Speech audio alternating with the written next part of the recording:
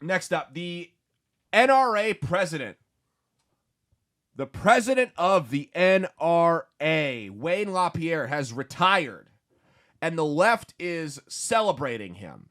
They're celebrating the retirement, acting like it's some type of victory. And it is a victory, but it's a victory for the pro-gun crowd, because as much as I despise the NRA, because they sell out constantly, NRA stands for Negotiating Rights Away, as much as I despise the NRA, there's more money still in that organization than any other pro-gun rights organization in the world. It is what it is. It's a necessary evil if we're going to be pro-Second Amendment. So as much as I can't stand them, we need a strong NRA right now. That's just what it is. And if the NRA were to go under, then that money would go somewhere else, because it's made up of people. They're not printing money. So if the NRA were to file for bankruptcy and collapse, it would go to GOA, it'd go to Firearms Policy Coalition, lots of different places.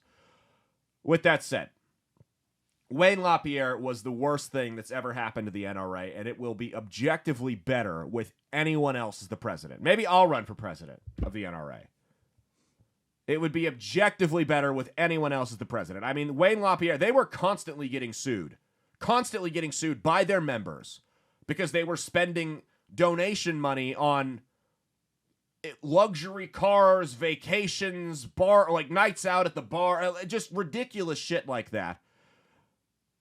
Wayne LaPierre was a big problem there with the financial aspect of it. Wayne LaPierre is also the godfather of a lot of the gun control we see in this country. The Gun-Free Schools Act, the NRA co-signed that. So every time there's a school shooting and we bitch about how we don't allow teachers to defend themselves, the NRA is responsible for that. The NRA helped put that into place. They quote-unquote compromised with Democrats. Compromising is hilarious when you're talking about Democrats. There's no compromising with them. There's absolutely no compromising with Democrats. They always say they want to compromise. Again, that's what they do, is they change definitions. They don't know what compromise means. Compromise means both of us get something. So if Mia and I are looking for a place to go out to dinner, and, for the one time in her life, she's actually found where she wants to eat, and she wants Italian and I want Mexican, and she goes, let's compromise, and we go get Italian. We didn't compromise. We just did what she wanted. If you say, hey, you're a gun owner, you need to compromise. We're like, okay, what's the offer?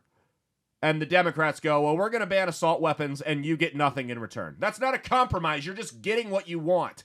And that's what Wayne LaPierre set that precedent as the president of the NRA for decades. The NRA as a whole set that precedent for decades that that we were willing to quote unquote compromise and get nothing in return. No, a compromise would be, hey, we're going to pass, and I'm not saying I would support this, but this would be a compromise. It would be, hey, we're going to pass universal background checks on private sales, but in return, you no longer have to get an ATF tax stamp on suppressors. That would be a compromise. This isn't none of the stuff that Wayne LaPierre and the NRA signed off on over the last several decades was a compromise. It was them selling us out.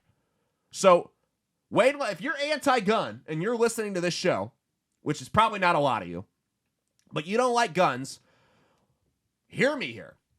Wayne LaPierre was your best friend. He was the best thing that happened to your movement. Now that he's gone, there's going to be a little bit of a power vacuum, and someone who is more of a hardline Second Amendment supporter is going to emerge as the president. That's my prediction. And they may not write all the financial issues, but they're going to right the ship philosophically on on how we feel about gun control in this country. And that's the last thing you guys want, is a strong, hard-lined NRA. That will be the end of the gun control debate in this country. It's still somewhat raging on right now. That will be the end of it, because a focused, hardline NRA that's more in touch with groups like Gun Owners of America, like the National Association for Gun Rights. I don't like that one because the acronym is NAGR and it looks too much like something else. And that could be easily spun, but whatever. It's Firearms Policy Coalition, which I'm a member of. If we could get an NRA that was anywhere near as hardline purist on the Second Amendment as any of those groups I just mentioned, it's over for the anti-gun lobby. You are done. You have never been more done. The debate is ended right there. That will be so much money and so much ideological consistency coming through that you won't be able to stop it. And it'll be done. We'll be done having this stupid debate every time a transgender kid walks into a school in Iowa because he, she, they, them, it got bullied on TikTok and kills a 6th grader with a shotgun, even though they're 17 years old and can't legally buy one. We'll be done having the assault weapons debate. It'll be over.